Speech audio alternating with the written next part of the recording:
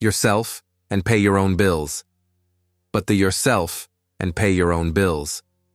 But the second I said one word, the cocky smile slid right off her face. I was lying in a private room at a high-end clinic. I'd just gotten out of the ICU, my body torn up from the crash, IV lines in my veins, monitors all over my chest, and in that moment, Elena dropped a folder of divorce documents onto my legs like she was dumping a bag of trash. The nurse, Ray, about 60, who had been checking my IV, froze with her mouth hanging open.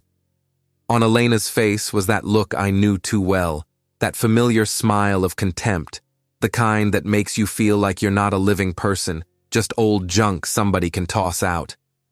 Well, that's it. Now you deal with your clinic bills yourself. Her voice was dripping with mockery. She shoved a pen practically into my face. I took it with the only hand I could still move properly and started signing page after page.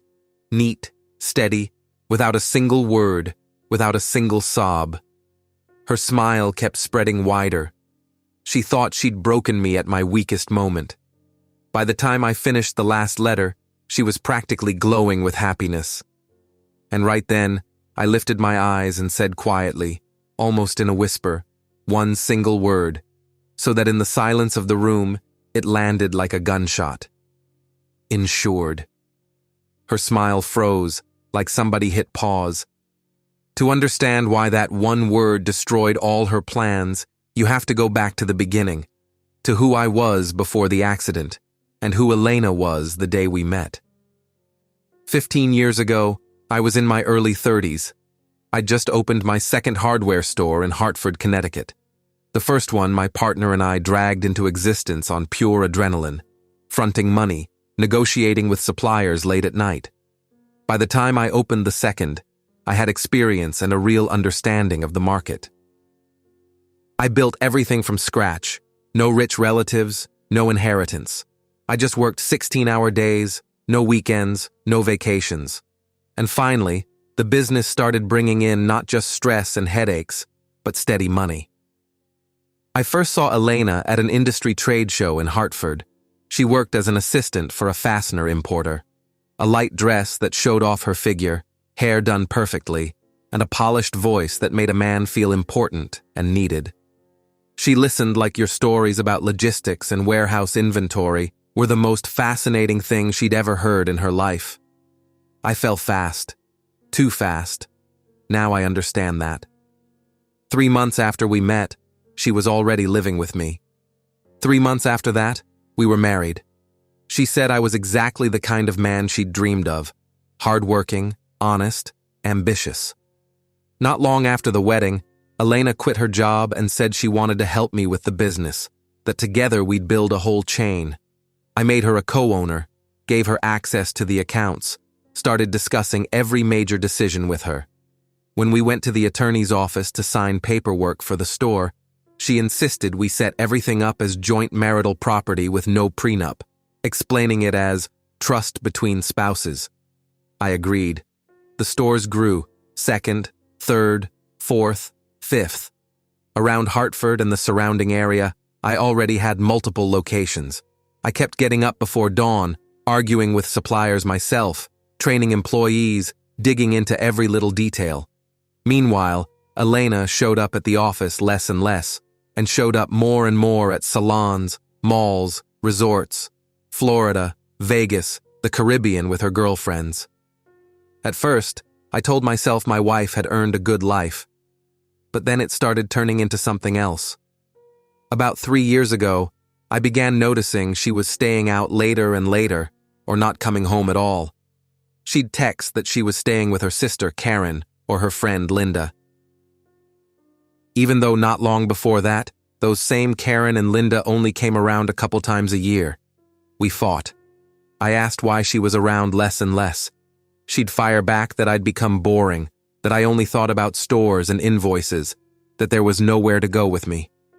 Every conversation ended with her accusing me, and me trying to justify myself where there was nothing to justify. I kept waiting, thinking if I bought her another trip, upgraded her car, remodeled the house, she'd calm down. Now, when I remember that, It honestly hurts how naive I was. About 4 months ago, Felix called, my longtime partner, the guy I started the first store with.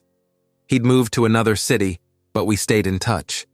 He asked me to grab lunch in downtown Hartford. He showed up looking wrung out, twisting a napkin in his hands, staring down at the table and then out the window. "Michael," he finally said, "I need to tell you something, and I don't know how to say it without you hating me afterward." Deep down, I already knew what was coming. "I saw Elena last week at a restaurant nearby. She wasn't alone. I'm sorry, man, but it definitely wasn't a business dinner. They were acting like lovers. I figured it was better you heard it from me." It was like the world stopped for half a second. I thanked Felix, paid the bill, and walked outside. That night, Elena came home after midnight, wearing expensive perfume, hair done perfectly, and without blinking, she said she'd been at Karen's. I smiled, told her I was glad, wished her good night, and went to bed. Right then, I decided, if she was playing her game, I'd play mine, only smarter. In the morning, while Elena was still asleep, I called my longtime attorney, Alice Morgan, a strict woman who always carried a black folder. I drove to her office and told her everything from start to finish. She listened without interrupting, taking notes. When I finished, she said quietly, but very clearly, "Michael, we need to move fast, but with a cool head. With joint marital property, she legally has a right to half of everything you built, but we have legal ways to protect what you created with your own work." Alice suggested hiring a private investigator. Careful, discreet, no unnecessary noise. We met him a couple days later. A short man in a plain jacket, no flash, listened closely, wrote down addresses, habits, the names Karen and Linda, the travel schedule. "In a week, I'll have results," he said calmly. I went back to my stores and lived like nothing was happening. Only inside, instead of my usual pain, there was cold anticipation.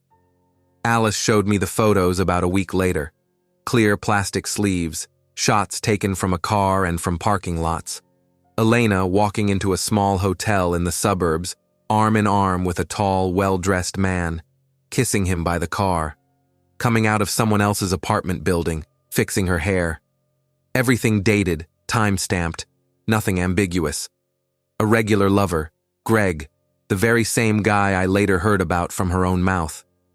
The investigator also sent a short report on him. A used car salesman at a dealership with a solid trail of debt, loans, back child support. A man who wasn't looking for a woman, but for someone else's wallet.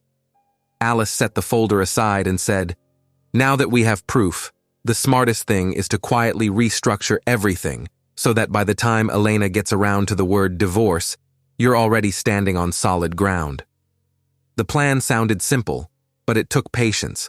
The point was to legally separate my business from joint marital property. Alice suggested creating a separate LLC and moving all the stores, warehouses, and vehicles under it, out of our shared ownership and into mine personally. That meant reworking leases, signing new supplier contracts, moving accounts, without making a scene. To Elena, we'd explain it as tax optimization, which, by the way, wasn't a lie. I agreed. There was no other way. For a few weeks, we lived a double life. During the day, I ran around to attorneys and accountants. In the evenings, I came home quietly, where Elena was either there or gone with the same excuses. On the nights she was home, I stayed calm, joked, talked about the business, sometimes brought gifts. She relaxed. When the new LLC was almost finalized, Alice suggested the next step, the most delicate one. She prepared a packet that, at a glance, looked like insurance paperwork, contracts for warehouses, vehicles, liability coverage. And in the middle, carefully placed, was a property separation document with a notarized statement from Elena voluntarily giving up her share of the business. The language was so dense and legal that to an untrained eye, it looked like just another insurance form. One evening I came home early. Elena was spinning in front of the mirror in the entryway, in a new dress, bright lipstick, wearing that expensive perfume I no longer associated with me, but with someone else. I walked in looking tired but pleased, put the folder of papers on the table, and said casually, "The insurance company came up with more requirements again. New stuff for the properties. Just need you to sign a couple papers. Pure formality. Otherwise, they'll jack up the rates." Elena barely looked, flipped through the top pages, saw familiar insurance language, sighed that it was so boring, grabbed a pen, and while I calmly chatted about warehouses, she signed where I'd marked everything with sticky notes. She had no intention of remembering any of it. She just didn't want to waste time because her friends were already waiting at a cafe. She tossed me an air kiss on her way out and slipped out the door. I took the packet straight to Alice. We checked every signature. The notary confirmed everything formally. When the stamp hit the last page, for the first time in years, I felt like I had solid ground under my feet again. My ground that I'd built and now protected. Alice kept me updated, calling when another set of documents was finalized, when the bank signed new agreements. At one point, flipping through the thick folder, she said there was one more key link. She pulled out my old medical and accident insurance policy, one I honestly hadn't thought about much. I'd taken it out years ago, back when Felix and I first started making decent money, and realized how fragile health is when you're constantly running.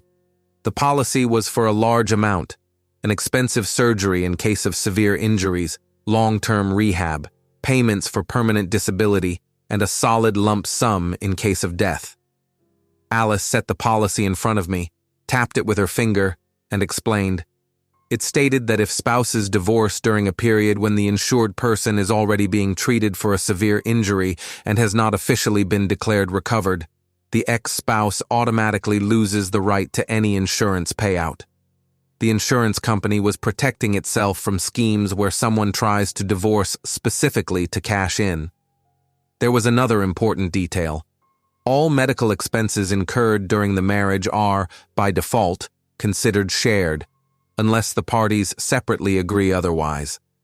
Alice explained that we could use that clause to both cut Elena off from any connection to my treatment and strip away her hope of insurance money. To do that, we needed to file a statement with the insurer, update the information, and prepare a document where Elena voluntarily placed all expenses on me and completely waived any rights to any payouts connected to my injury. I nodded and agreed. Alice handled the communication with the insurance company, a couple statements, a few visits, a couple signatures. I went back to my work, not realizing how soon that exact clause would become the center of the scene where Elena would be standing by my bed with a folder and a confident smile, having no idea she'd signed every rope her plan would end up hanging from. Weeks dragged on, one after another. Elena almost stopped pretending to be a wife. She came and went whenever she felt like it, sometimes showing up close to midnight, tossing her purse down, and silently disappearing into the guest room. Sometimes she didn't come back at all, sending a lazy text. Staying at Karen's. No explanations, no apologies. I didn't make scenes, didn't interrogate her. If anything, I seemed calmer than ever. That calm, I realized later, irritated her even more. She kept testing boundaries, and I didn't move. I just watched, like someone who'd decided to wait while the other person dug their own hole down to their waist. Felix called a lot, shaking his head and saying he would have kicked her out of the house a long time ago. But he didn't understand. I didn't need an explosion. I needed an outcome. Things like this get done quietly, through paperwork, through signatures on every page. One evening, Elena stormed in especially irritated, threw her keys onto the shelf, and without even taking off her coat, said, "We need to talk." She paced around the room, then stopped and said, we couldn't live like this anymore, that we were both miserable, that we'd turned into roommates at the same address, and it would be better to file for divorce before it was too late.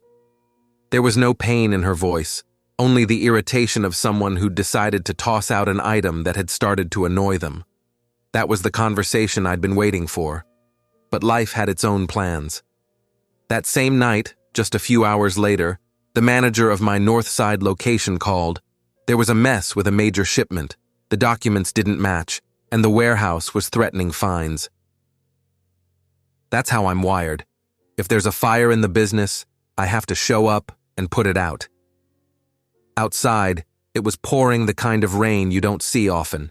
Solid sheets of water, the asphalt shining like glass. It was late fall. Darkness came early, but the snow hadn't settled yet. I got behind the wheel, told Elena I had to run out urgently. She just waved her hand without looking up from her phone. The highway stretched on, the wipers working almost non-stop. Semis came toward me, sometimes blinding me with their headlights. I wasn't speeding. I understood that in weather like that, extra speed is dangerous. But even the most careful driving doesn't always save you. On a straight stretch, suddenly, like out of nowhere, headlights flared in my lane, huge, close, coming right at me.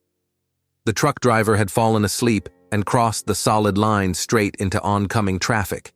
I jerked the wheel, my tires lost grip on the wet asphalt. The car spun. One impact, then another, a sharp pain in my back and legs, and then silence. Thick, timeless silence, with no sense of my body. I didn't wake up right away. Later, the doctors said I spent several days floating somewhere between anesthesia and my own body, trying to pull itself together. The first thing I saw was a white ceiling and the thin beep of machines. I tried to move my legs and couldn't. Below the waist, it felt like someone else's heavy body, not connected to my head at all. The doctor, a tall man with gray at his temples, a veteran neurosurgeon, spoke calmly, without sugarcoating anything. Complex fractures of 2 lumbar vertebrae, a serious spinal cord injury. There would be surgery, long rehabilitation, and, as he said honestly, there was a very real chance I might never walk again, and even if I did, it wouldn't be anytime soon. The first real thought that surfaced wasn't about the wheelchair. It was about how this flipped everything in our plan with Alice. Before, I pictured the divorce as a clear sequence where I had resources and control over the process. Now I was strapped to a bed, while out there Elena was walking around, convinced the world revolved around what she wanted. Alice showed up in my room on the second day, as soon as I fully came to. She entered quietly, in her black suit with that same folder. After making sure no doctors were nearby, she said in a low voice that Elena hadn't been answering her calls. More than that, she'd already calmed people down, telling them I'd had a minor accident and I was just in for tests. And the day before, Alice added, a bank employee had stopped by her office and casually mentioned that Elena had tried to withdraw a large sum from an account she thought was well-funded. She'd caused a scene when they refused her. But we'd transferred the money ahead of time. The account was almost empty. She came too late. I closed my eyes. What rose in my chest wasn't so much anger as a strange relief. The mask had finally slipped all the way off. Alice continued. On the same day Elena got turned down at the bank, the detective followed her. She didn't go home, didn't go to the hospital. She went straight to Greg, to his rented apartment. She stayed there for hours, while the man she'd lived with for so many years lay in a clinic. She knows you're in really bad shape, Alice said, and all she cares about is money and her plans for a new life.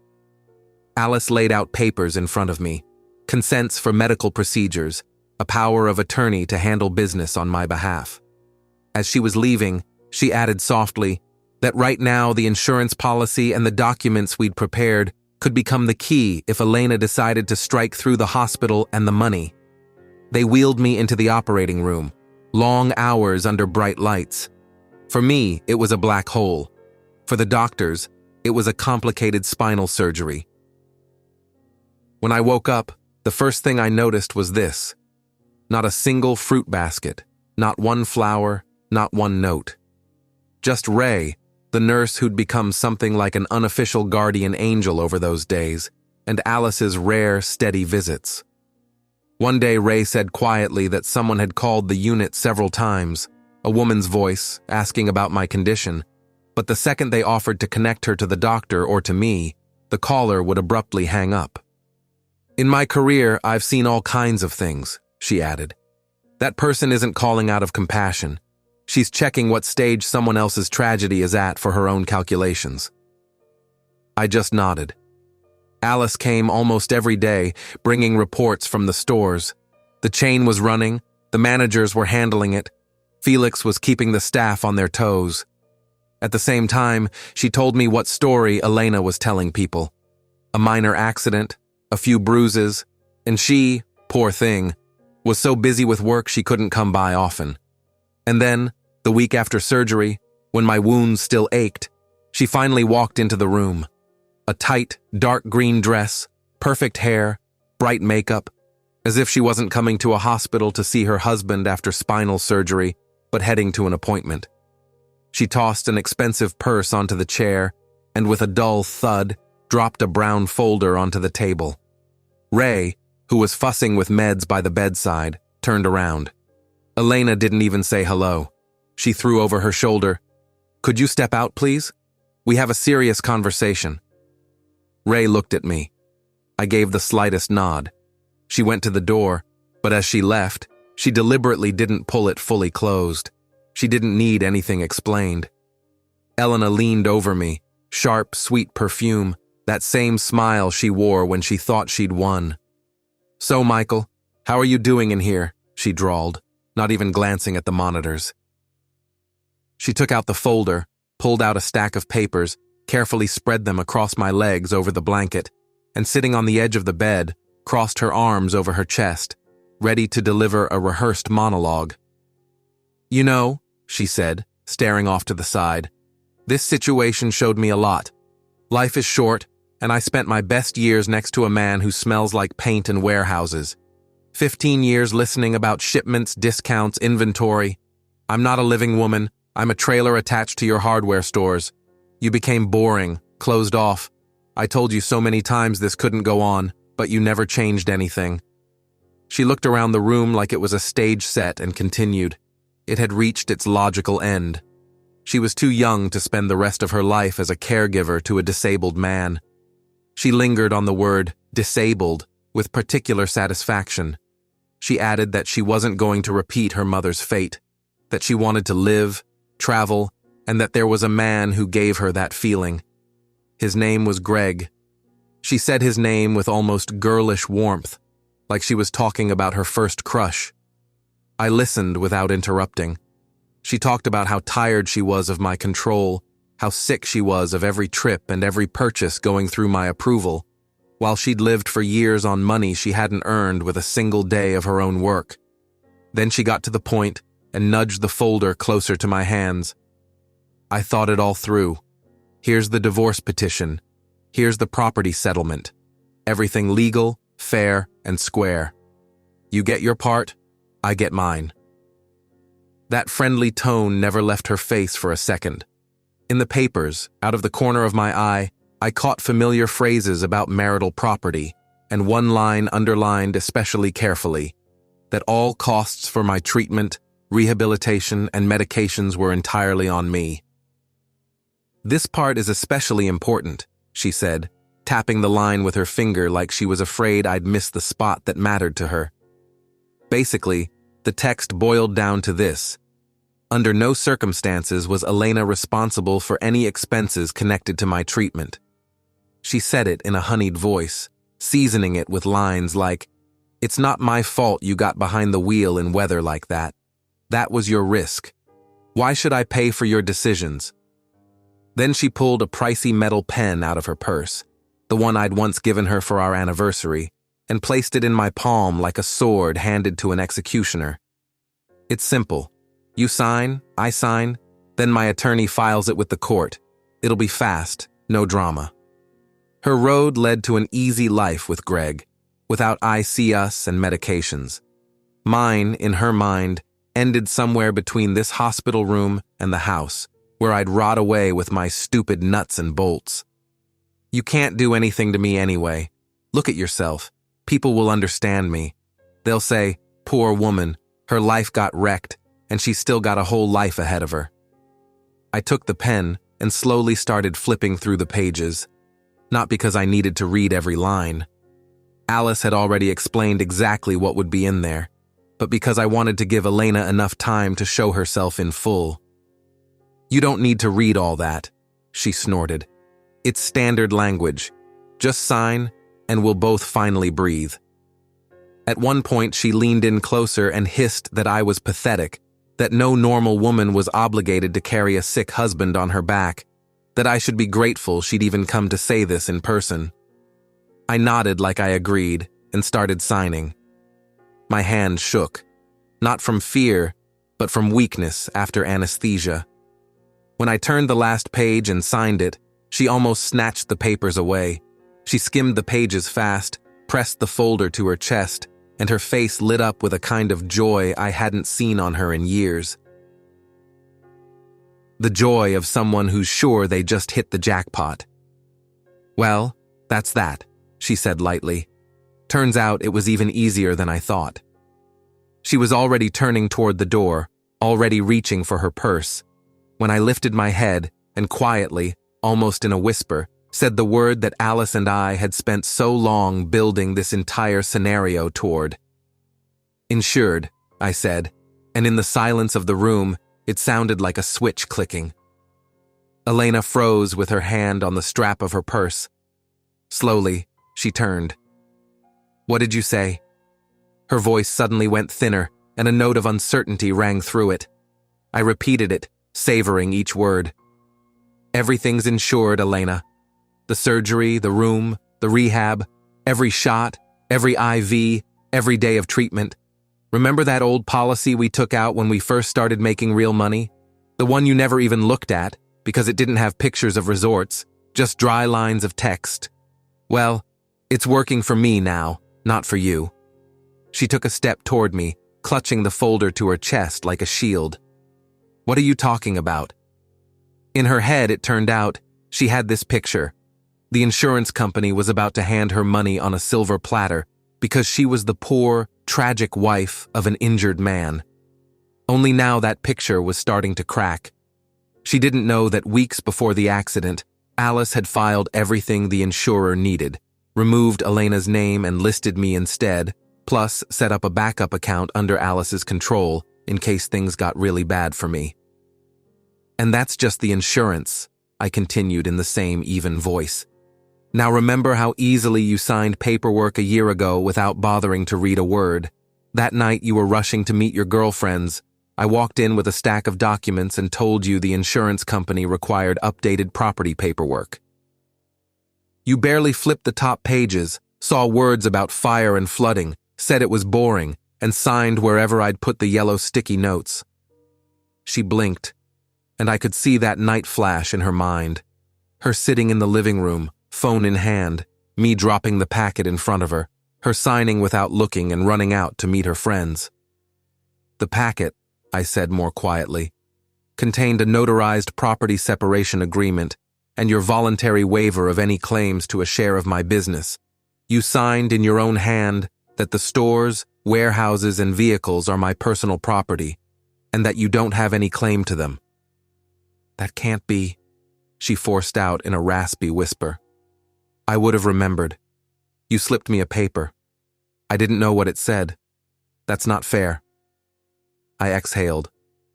"You knew one thing, that you were too lazy to read. You cared about the money on the card and a new purse, not the texts you were signing in front of a notary. I didn't trick you. You tricked yourself, deciding everything would always be convenient for you." She sank slowly onto the edge of the chair, clinging to one last thing. "Even if the stores are yours, the house is still shared. You couldn't transfer the house without me." In the same steady voice, I reminded her that the agreement included a clause about the house too, one the notary had read out in detail, but at that moment, she'd been reading texts from Karen about where they were going to dinner. It stated that the house would be titled solely in my name, with compensation for her share in the form of monthly support, her clothing bills, travel, and other little pleasures. You signed that you considered it a fair exchange.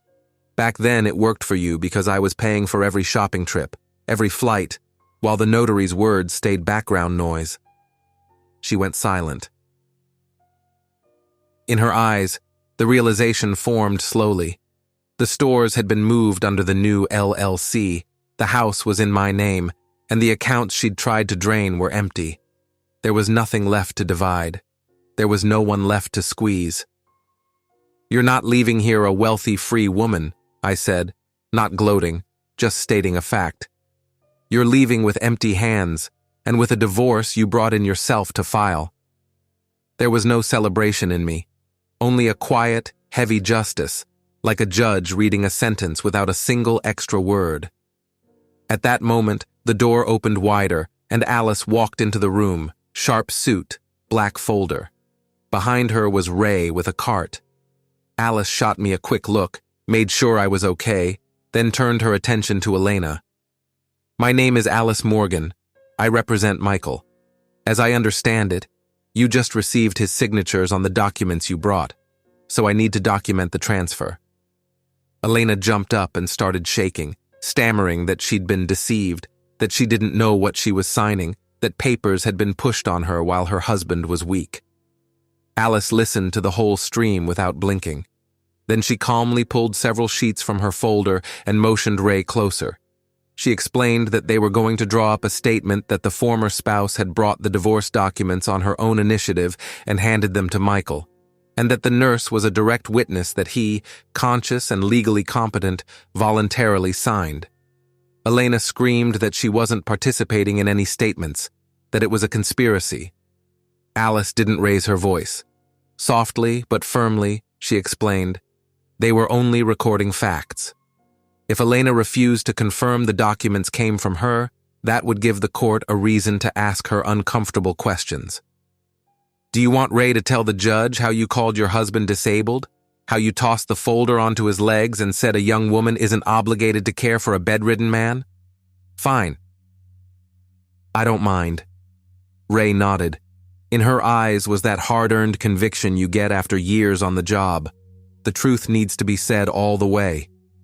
Elena, pinned not only by our paperwork, but by the prospect of looking in court exactly like she'd looked in those minutes, wavered.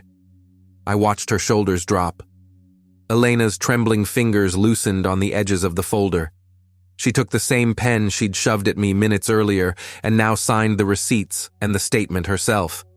Alice neatly placed everything into her folder, thanked Ray for being present, and only then looked at Elena almost like a human being. "You picked the day you came here with this. You chose to call your husband disabled and explain you wouldn't pay for his treatment. You had every right to those choices, but every right comes with consequences. You've already paid with your marriage and access to his money. At least consider not paying with what's left of your reputation." She said it without anger, like a doctor talking about the harm of smoking. Then Alice turned to me and nodded. It was done. Handled. "Now the main thing is your recovery. I'll take care of the rest." Elena tried to say something else, maybe to beg, maybe to accuse, but all that came out was a quiet, choking, "That's not fair." I told her it was fair, actually, that everyone got what they earned. She got the freedom she wanted. I got pain, scars, and a chance to start over without her. This time the world had been surprisingly precise with its math. She grabbed her purse, gathered the loose pages off the floor, pressed the folder to her chest, and walked out of the room. Her heels in the hallway no longer sounded like a victory march, but like the hollow clack of someone walking away from her own blow. I stayed lying there with an unexpectedly light breath in my chest. The heaviest part of this story had just ended, even though my legs still didn't move. After Elena left, the room felt unusually spacious, like someone had carried out not just a person, but a layer of heavy air that had been pressing on my chest for years. Alice stacked the papers, checked the signatures one more time, and quietly said that legally, the game was over. Elena had brought the divorce into the hospital room herself. She'd insisted on that day. She'd said out loud everything she'd worked so hard to hide, and now all of it was documented and locked in. I nodded. I didn't have much strength for conversation. Inside me was emptiness, not the kind that comes after loss, but the kind that remains after surgery. The wound is still fresh and painful, but the infection has been cleaned out. Alice said the next few weeks would be procedures. The petition would go to court, the case would be registered, the decision would come quickly, because formally there was no property dispute. The most Elena could do was make noise and complain to relatives, but legally she had nothing left to grab onto. Everything she could destroy, she'd destroyed in her own life, not in my paperwork. My job now was one thing: patience and working with the doctors. When Alice left, Ray adjusted my pillow and quietly said she'd seen a lot over the years, but watching someone in my condition take a hit that calmly and put the person who came to finish him off back in her place that neatly, she'd never seen that before. She said it without drama, simply, like an older woman who'd seen enough to recognize real composure. About 2 weeks after that scene, Felix stopped by, carrying a big bag from a cafe, and the room immediately filled with the smell of real food. Braised meat, fresh bread. I even smiled. He squeezed my shoulder and said Alice had told him what she did to Elena, but he still couldn't wrap his head around how someone could come to a man after spinal surgery and lecture him about how he was ruining her life. Ray waved at the food bag like, "Go ahead, eat before the doctors see." Felix told me he'd picked up part of my workload, was going to the stores, talking to managers, calming employees down. I listened and felt something solid start returning inside me, not just as paperwork, but as people who didn't run at the first scent of trouble. Then Felix smirked and said there was one detail in all of this. If Elena had thought for even a second about something other than herself, knowing the insurance was good and the business was running, she could have calmly waited out my rehab, played the devoted wife role, then divorced me and walked away with part of the money. But greed and contempt rarely get along with patience. He also told me the detective had kept working. Greg had his own drama. His ex-wife, hearing about a new, well-off girlfriend, suddenly woke up, filed in court, dragged up old child support cases, demanded payments for past years. And when it became clear Elena had no money and no access to the business to offer, that lover boy did what he did best: disappeared. Elena went to him and found an empty place. Some of the furniture gone, phones unanswered.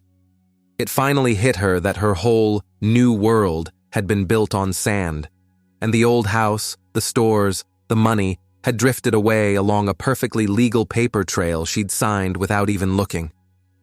I listened without triumph. It wasn't even satisfaction. It was a cold observation. A house built on clay collapses. Yes, I'd been that house once too, but only the part Elena had invented for herself.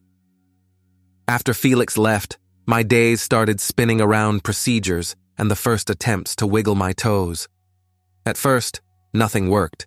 Nerve impulses felt like they couldn't reach the right place. But one morning during rounds, when the doctor told me to focus and try to move my foot, I suddenly felt a weak but real motion, like something gently pushed from the inside. The doctor raised his eyebrows and said he was ready to be more hopeful than doubtful. If even one connection between my body and my legs had come back to life, there was a chance to wake up the others. They moved me to rehab. At first, they just sat me up in a specialized chair so my body could get used to being upright again. Then they brought in machines that strapped down my legs. My muscles ached, my back burned, and sometimes I wanted to quit and lie back down. But every time I remembered the way Elena had said the word disabled, and that became the best fuel. I clenched my teeth and kept going until the therapist said that was enough for the day. My legs started obeying better. First my toes, then my feet, then I learned to shift my weight. The doctor said, almost cheerfully, that if this kept up, in a couple months he'd personally throw me out of the hospital. Keeping a bed occupied by a man who walks the hallway, confidently, goes against medical logic. His dry joke sounded like a promise. Alice brought news. The court issued the decision, the divorce was finalized, and Elena's attempts to get some friendly attorneys to revisit the situation went nowhere. There was simply nothing to revisit. The insurance company did exactly what it was supposed to do, paid for the surgery, the room, the rehab, and sent a solid compensation payout. The stores kept running, deliveries kept coming, people kept getting paid. Not long before I was discharged, Karen, Elena's younger sister, burst into my room. The same Karen Elena had blamed so many nights. Without saying hello, she rushed to my bed. Ray tried to stop her, but Karen, worked up, almost shoved her aside. "You monster! You ruined my sister's life. You took advantage of her being in shock, made her sign papers, and threw her away like trash." I quietly reminded her that her sister came in here not crying and not apologizing, but in an expensive dress with a folder of documents, every point designed to leave me with debt, and on top of that to call me disabled, like nobody would judge her for walking away. Karen yelled that Elena had just been scared, that she didn't think it was that serious. But the more Karen talked, the clearer it became. She knew about Greg, knew about the attempt to pull money from the bank, knew about his disappearance, and she just wanted to dump responsibility on anyone else. The door opened, and Alice appeared in the doorway with a clinic security guard. Calmly, she explained to Karen that any emotional attacks in a patient's room were prohibited, and if she wanted to discuss the legal side, she could come to the office. Karen launched into her usual song about 15 years of marriage and how you can't do that to a woman. Alice raised an eyebrow and offered something very simple. "If you're claiming your sister didn't understand what she was signing," she said, "then you're asking the court to declare her legally incompetent. Would you like us to file that motion?" The guard, gentle but firm, asked Karen to leave the unit. She walked out, throwing over her shoulder that this wasn't over yet. I lay there and understood that for me, it actually was over, in the part of my life where I let other people decide what I was worth and what I deserved. Not long before discharge, the doctor came in with the medical board's conclusion. In dry official language, it stated that Michael Brennan, after a severe spinal injury, provided he continued rehabilitation, was considered able to work with restrictions, with every chance of a full recovery. No lifelong disability. There was only one task left ahead of me: put my body back together and my life. I remember discharge day down to the smallest detail, even though it was simple. That morning they removed the last sensors, switched IVs to pills, brought my things, an athletic jacket, pants, a couple shirts. Felix came to pick me up with a wide grin and said, seeing me on my own feet, even leaning on a cane for now, was better than any holiday. When I stepped into the hallway by myself, slowly, leaning on the cane, Ray hugged me like a mother, kissed my cheek, and quietly said that in all her years, she'd rarely seen someone climb out of a hole they'd been shoved into like that. Outside, cold, clear air hit my face. While I was inside, fall had turned into early winter. Seeing the sky overhead instead of a white ceiling felt almost unreal. On the way, Felix asked where I wanted to go. Home, to the house Elena and I lived in before the accident. I didn't want to. Just the thought that every chair and every cabinet would remind me of her voice tightened something inside me. I said simply, to his place. Felix nodded without arguing. Felix's house felt warm and lived in. No flashy perfection, just the kind of comfort made by people who actually live within those walls. His wife greeted me like family. Slippers, hot soup, clean sheets in the guest room. They offered on their own for me to stay with them until I was steady on my feet and figured out housing. At first I felt awkward. I'm used to relying on myself. But then I realized refusing someone's kindness out of pride is the same kind of stupidity as signing papers you didn't read. I agreed. Almost right after I got out, Alice came over to Felix's with a folder, bank statements showing the insurance deposit, a copy of the divorce judgment, the house sale contract, and early sketches of a new plan. She spread the pages across the kitchen table and, in a businesslike tone, suggested we stop treating the insurance payout as money from misfortune and look at it as a resource. We spent a long time running numbers. In the end, we landed on a simple idea. Part of the money would go toward buying a small condo in the city, close to downtown and the stores, and part would go toward expanding the chain, so I wouldn't just recover what I built from nothing, but grow it. At the same time, a thought I'd carried for a long time at the someday level finally clicked into place. Set aside part of the money into a separate fund to help employees' kids, those who want to study but hit the same basic wall of money.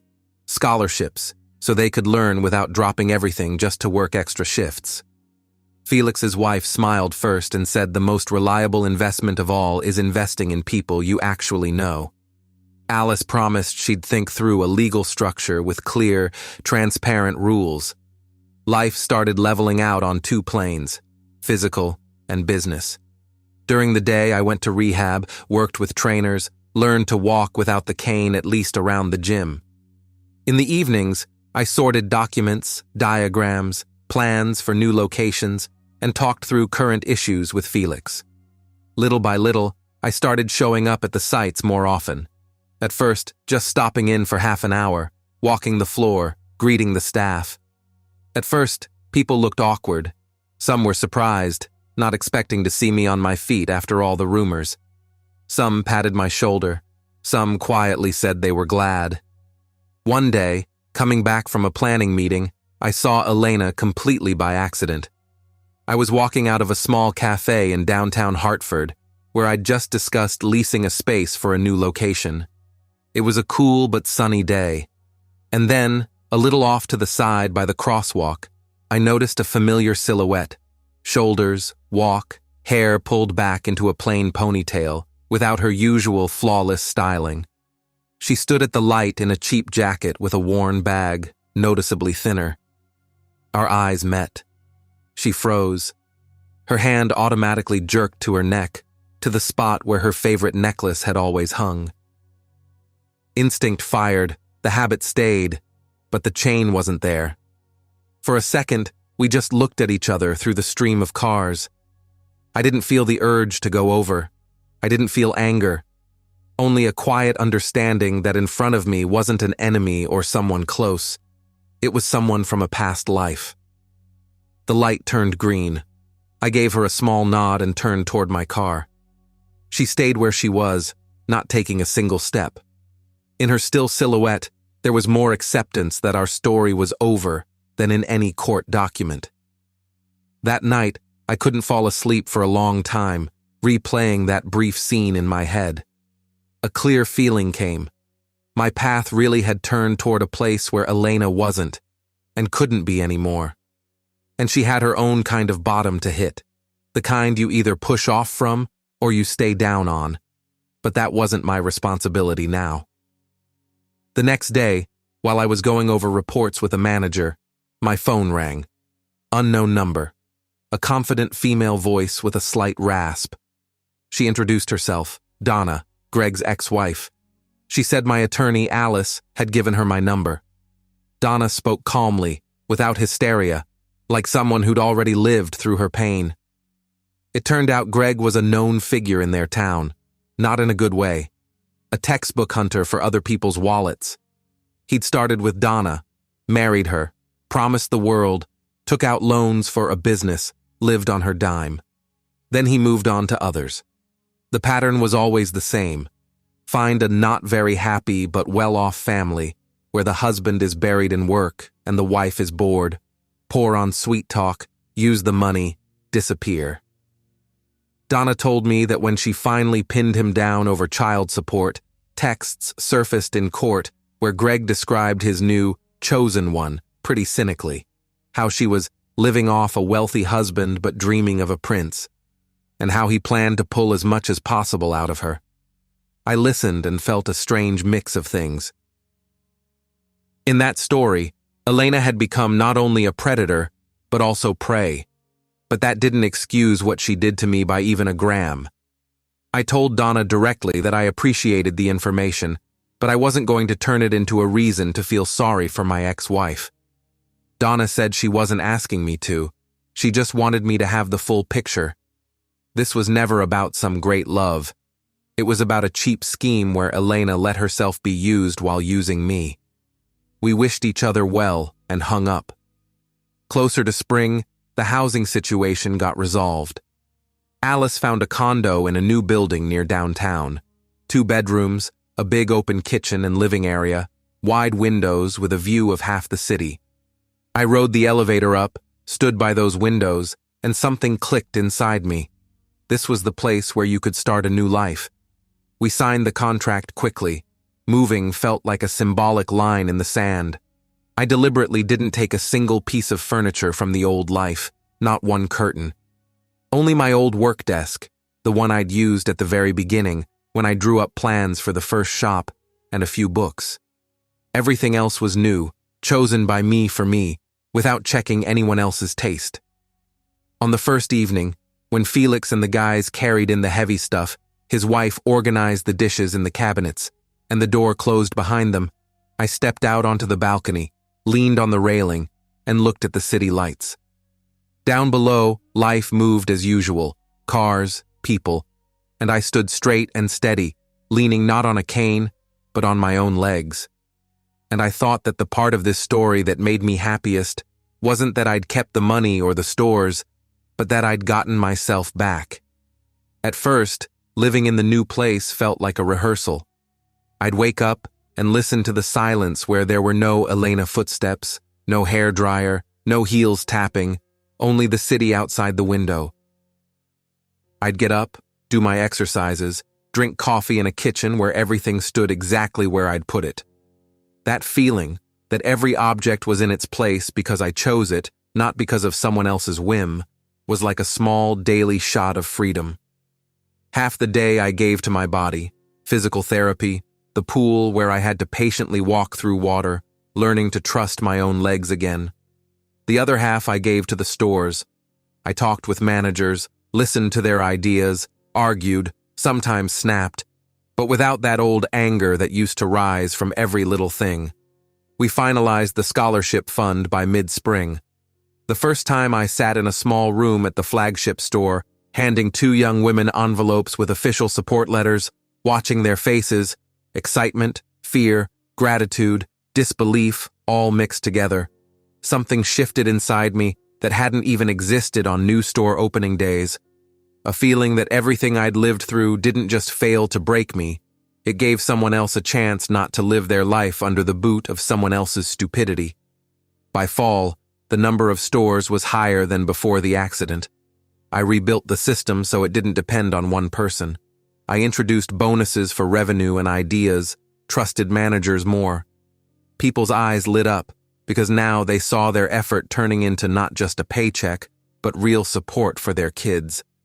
I barely thought about Elena, not because I was pushing her out of my head, but because life simply filled the spaces where she used to stand, like a cabinet planted in the middle of a room. Sometimes rumors reached me.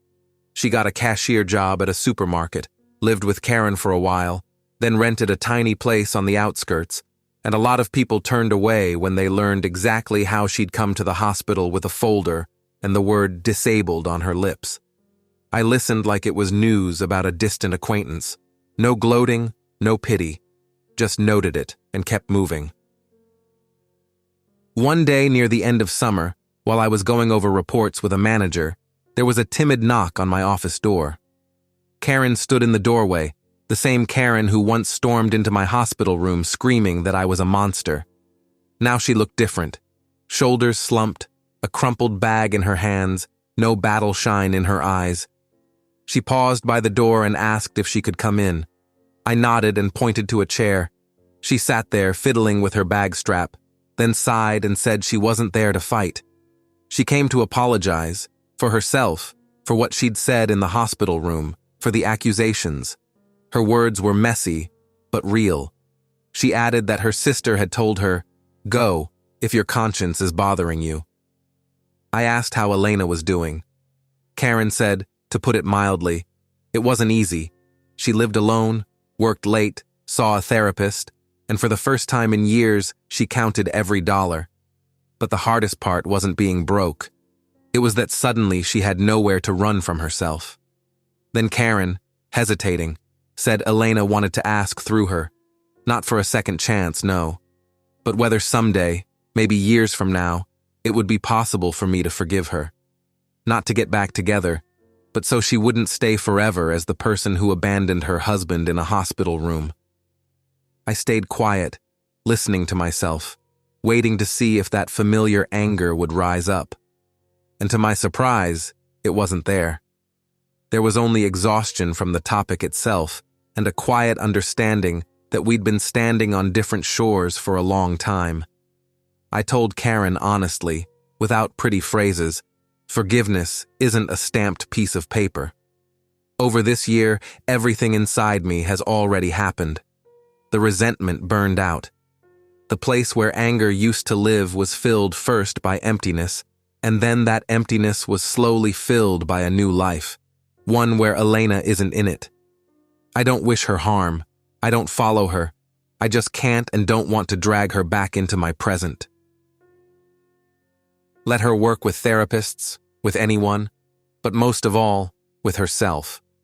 And if one day she can look at that hospital scene soberly, maybe the forgiveness she needs will be born inside her, not from me, but from herself. For herself, in front of those 15 years, she turned into a lie. Karen listened and nodded. At the door, she paused and, without turning around, said I'd turned out to be much more decent than she expected. I nodded at the emptiness of my office as the door closed behind her and went back to the reports. Life, unlike other people's drama, doesn't like pauses. A few more months passed. Late fall arrived. I'd long since settled into my apartment. On Sundays, I'd go down to the waterfront, walk along the river, listen to the sound of the water. One evening like that, when I got home, I found an envelope in my mailbox with no return address, only my name, written in a familiar handwriting. I went upstairs, sat at the kitchen table, held the letter in my hands for a moment, then carefully opened it. A plain sheet of lined paper, no decorations. Elena wrote that she'd been working up the courage for a long time and didn't know if she even had the right to write to me. But her therapist told her that if she truly wanted to take responsibility for what she'd done and not just feel sorry for herself, she had to say it not only in a therapist's office, but to the person she actually hurt.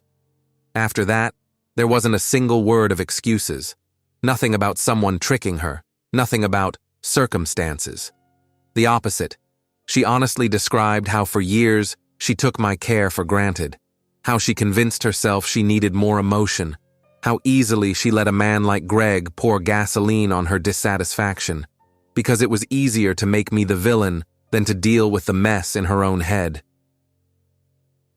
She wrote that the moment in the hospital room became her lowest point, but she understood it not when she dropped the folder onto my legs, but later, when she was left alone, without money, without Greg, without the support of those very relatives who'd happily lived off my money before that. She admitted that at first she wanted to hate me, tried to convince herself I'd deceived her and set her up. But the more she replayed that scene, the clearer it became. No one dragged her to the hospital by force. No one put that contempt into her mouth. The contempt I'd seen in her eyes. It was all hers. Only hers. And that was what she had to live with now. At the end of the letter, she wrote that she wasn't expecting an answer and wasn't asking me to come back. That it was enough for her to know I was building my life, and she had finally started building hers, going to work, counting her money, learning not to dump every difficulty onto someone else's back. She thanked me for the years when I carried not only the business, but her whims. She admitted she still couldn't remember, without pain, how she'd stood by my bed while I lay there with tubes in me and talked about wheelchairs and burdens. She ended simply, I'm truly ashamed. But all I can do now is live in a way that I never become that woman again, the one you saw that day. Thank you for everything. I hope you have a good life, even if there's no place for me in it. I read the letter twice, set it down, and stepped out onto the balcony. I stood there a long time, looking at the city lights. There was no familiar flare-up inside me. No, of course she finally realized it too late. Only a quiet, even sadness for the person who once stood beside me, and who maybe never really existed at all. Just a role she played while it was profitable. I went back to the kitchen, folded the letter, and put it in the bottom drawer of my desk, not as a relic, but as a piece of my story. Not something to reread every day, but not something I needed to burn either, pretending it never happened. Some more time passed, and one morning, looking at myself in the mirror, I caught a simple thought. I'm a man who still has enough years ahead of him to live them differently. I was no longer that Michael who thought, if I just earn a little more, everything will get better. Now I knew no amount of money can buy decency in a person, but it can absolutely be a tool to keep you from depending on someone else's moods and whims. The chain grew to 8 locations across the city and surrounding area. The fund had already awarded more than one scholarship. One day, standing in the auditorium of a technical college where the son of one of my longest-serving employees was getting his diploma, I listened as they called his last name, watched him walk up to applause, and thought, maybe the most important compensation for that impact on the highway wasn't even the insurance payout.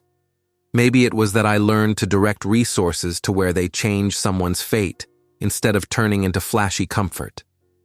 Alice once said over dinner that the way I lived through this story was rare. A lot of people in my place would have clung to hatred and turned their life into a monument to grievances. I smirked, because I knew perfectly well, at one point, I could have gone down that road too.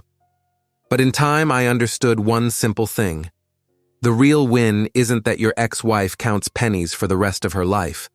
The real win is not getting stuck on the bottom she tried to drag you down to. Elena once wanted me to disappear from her picture of the world. In a way, her wish came true. Only it wasn't me who disappeared. It was that convenient, endlessly accommodating Michael she used to hide behind when it came to her own responsibility. The real me stayed. I got up, through an operating table and a hospital room, and now I live the way I believe is right, without wasting time on people who once made it clear they only see you as a wallet and a stand for a pretty life. If there's a victory in this story, it's not that someone ended up with nothing. It's that after betrayal at my weakest moment, I didn't let it define me, and no matter how you look at it, that's worth far more than any square footage or bank account. If you enjoyed this story, hit like, subscribe to the channel, and share your thoughts in the comments. To listen to the next story, click the box on the left. Thanks for watching.